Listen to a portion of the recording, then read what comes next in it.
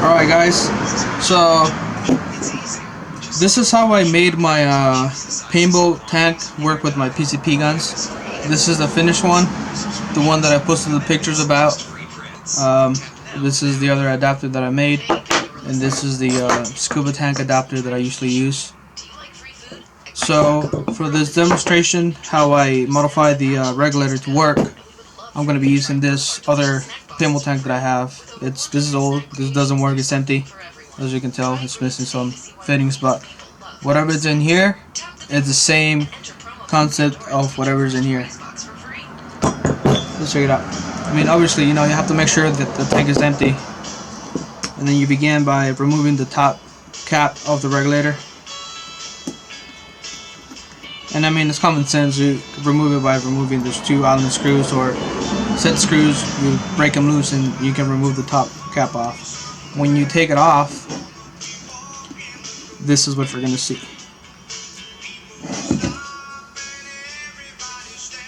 Most of them are going to be like this. At least these two ones that I have are within the same design. So you want to pry this out, and that's basically the valve, and those are the shims that get compressed with the pressure of the air to shut the valve closed. In other words, that's how the air gets regulated, or at least that's how I understand it. So what you want to do first is remove all the shims. They're like flimsy washers. So you remove those, and then you're left with this piece right here. Right? Once you get that, you want to get, I don't know, you can get solid washers or something thick. I use nuts for mine. A nut and then another weird thick washer that I had laying around. And I use these two because the thickness or the length of these two combined is perfect. If it's perfectly on here, like so, and then once I have that, those two fit perfectly in here. And what that does, it prevents this valve from going any farther in. You see how there's like a little gap in here? And since this can no further go down, the air will will flow freely from the tank to the push valve, which is somewhere over here, right? So I'm gonna take off those two shims that I have on there, or those two spacers. So I'm only gonna take off one so you can see. See, if you don't have enough spacers in there, this valve will be closed way too much, preventing the air from flowing through. But as soon as it's like cracked open, like so, then you're good. So you want to get something that is wide enough to keep this valve open. And this is what I use. Basically, I can use this one on this one, but that's what I use on the other one. And that's it. All you want to do is basically get rid of the shims and have a solid piece of I don't know, metal. Well, not metal, but I'm getting confused now. You want to have a solid spacer in there to keep this valve from completely closing. So that's basically it for that part. And you just put these two back together, and you're done with the regulator. Now the regulator is going to allow the pressure from the tank to flow to the push valve. Alright, let me put this back together to move on. And I'm not gonna go into all the details, like, okay, you gotta use this certain, Allen wrench and stuff. I mean, it's common sense, it shouldn't be that difficult. And I want to make this as quick as possible because it's really cold out here.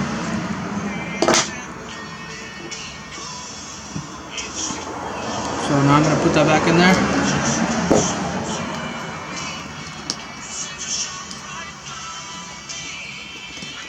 Cool.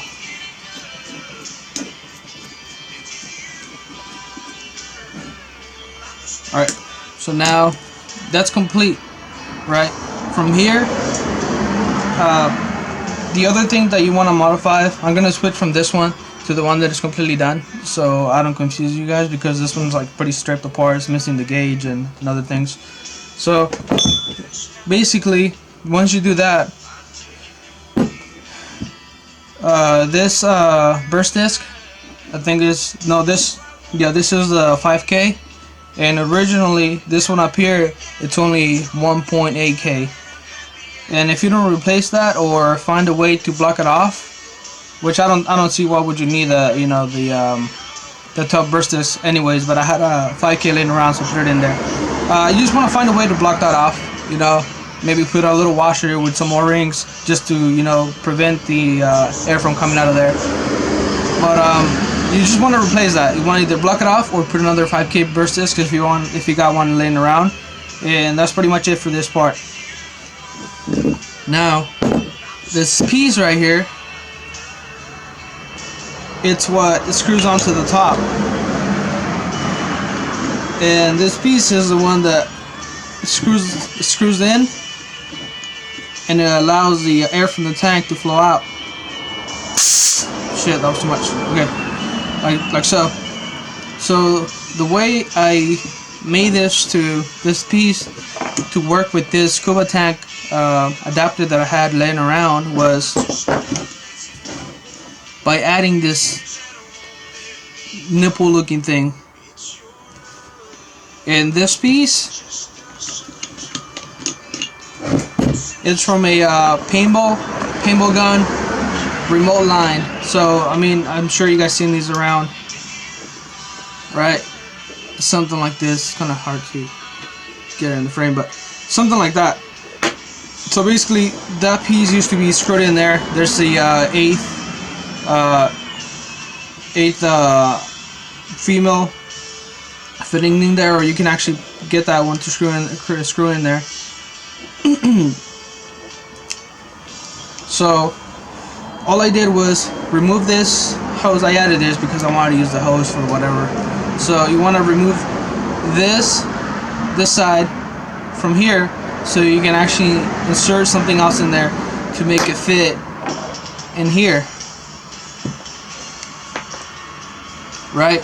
So the whole idea is to shove this in here between this two, and this flat piece will press against the inside of this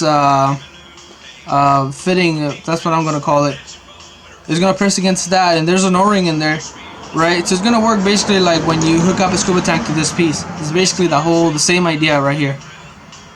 That's what I was aiming for, and it actually worked flawlessly. For this piece, you can use one of these quick disconnect fittings. You'll screw it in here. Make sure you have some Teflon tape or something in there so it doesn't leak, because once you round it off, it'll be really difficult to break it loose without damaging anything. But anyways, you want to screw it in there as far as you can, and then once you do that, you want to round this off. I mean, I rounded it off, but I guess you might be able to get away depending on how big of a hole you have in here. And the light's so bad. How big of a hole you have in here, because if I just try to put this in here, it's not gonna fit because it's gonna be too long. So you want to screw this piece in here, then cut it off, then round it off. So if it's perfectly in here, like if it was meant to be in that piece in there, right? So that's basically what I did right there. And I rounded it off with the metal file. It wasn't even it wasn't hard. It was a quick job.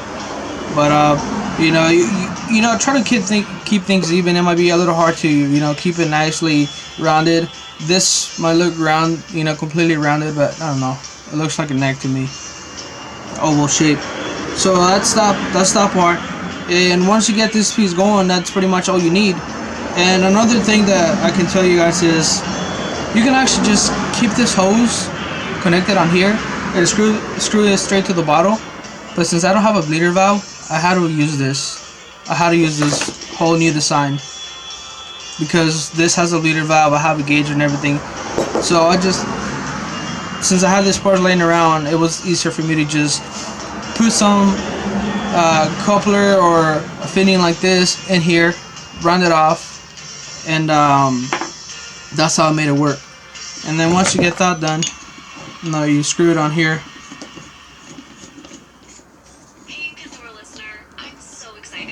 And then this piece, you might have to do a little modification here and there to make it work, because I'm just telling you how I did it, and it's not as simple as it looks, right? Of course you're gonna run into some issues. You might not get this piece to seal properly on here, so you might have to shape more down or add a different O-ring. But the whole idea is to have that coupler looking thing to go in the middle of that, right? And if the hole in yours is too big, and you see that that there's no way it's gonna create a leaking free seal, then try to do something different. But that's what I did, because that's what was gonna work out for mine. For example, let me show you something.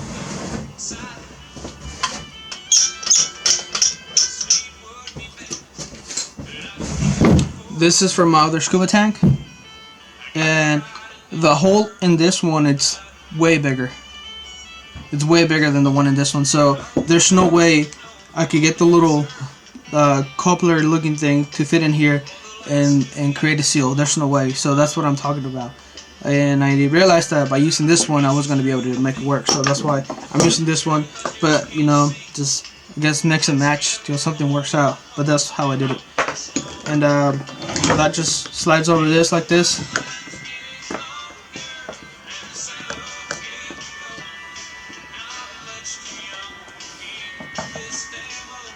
Like that. Now it's connected. I can have my fill probe on this side. Open up the air, and that's it. So that's it, guys.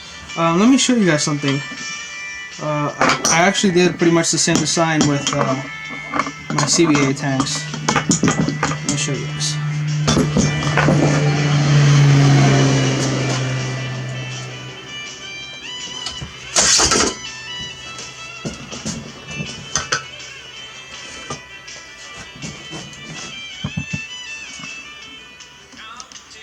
See, I have something similar on my CBA tank, and I can use this adapter to fill my guns.